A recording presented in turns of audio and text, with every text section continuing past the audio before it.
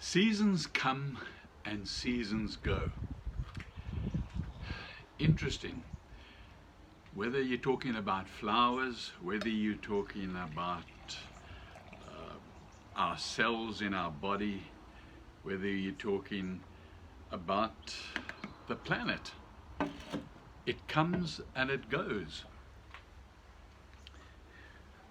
I want to talk today about how the coming and going of everything in our body and the various, what appears to be seasons which are acceptable. But the coming and going can often be blocked, whether it's in nature or whether it's inside our bodies. And so coming and going is a natural cycle, you know, like the full moon and the new moon, the waxing and the waning. Those things are natural, and so when we get them in moods in ourselves, they are to a large degree natural. But then you can hinder the whole process, whether you're talking about in your garden, by not giving the right nutrients to your plants and your flowers, and care and love and sunshine, and the same with your body. If you're not giving the right nutrients to your body, you have a problem. And that goes with also the flow of energy. There's an energy that flows around your body all the time, and it flows out of your body and it flows into your body, the energy. And if there's a blockage in the energy flow, that will cause pain, inevitably, and create diseases that are painful as well. So pain is an issue in the world today. Probably the biggest disease in the world is pain. And pain is carried, you know, from just burning your finger on a stove to having some major diseases like MS or epilepsy, or well, there are all sorts of Alzheimer's. Alzheimer's is interesting because you don't actually get pain in Alzheimer's, but the people who look after somebody with a dementia, they suffer pain. In physiological, no, but emotional, yes. How do you look after somebody who has Alzheimer's? So there's all types of different pains that we all suffer from time to time. Some are acute, and you take a painkiller and they go away, or you put some cream on and they go away.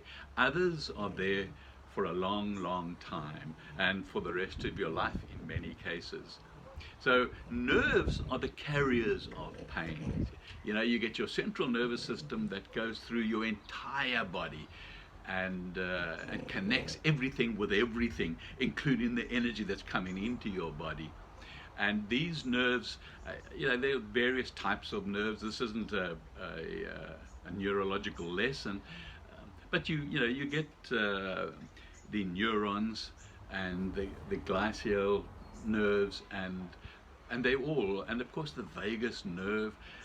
All these nerves play a particular role. Now, if you block any of these nerves, that's where the problem starts. Or if you allow them to deteriorate over time, and they do not have to deteriorate, but you can allow them to deteriorate, much like your plants in the garden. If you do not keep nourishing them and looking after them and watering them, the plants will no longer be those vibrant plants that you love to see in your garden. So you need to feed your nerves, and today it's just about that. You need to feed your nerves. It's terribly important. Your nervous system is key to your life, to living, and to transporting messages from your brain to the rest of the body, and from the rest of the body to the brain as well, particularly from your stomach to the brain. So nerve health is terribly, terribly important. And so you need to be making sure before you get old, and then once you're old, you can still regenerate the nerves just with a lot more effort and time and patience. So the most important food for your nerves are B12. Very important. Now B12, most ordinary diet people will get B12, and you get it in meat, and certainly get it in eggs, and in small quantities elsewhere. But B12 is something that people become deficient of, and then your nerves start to deteriorate.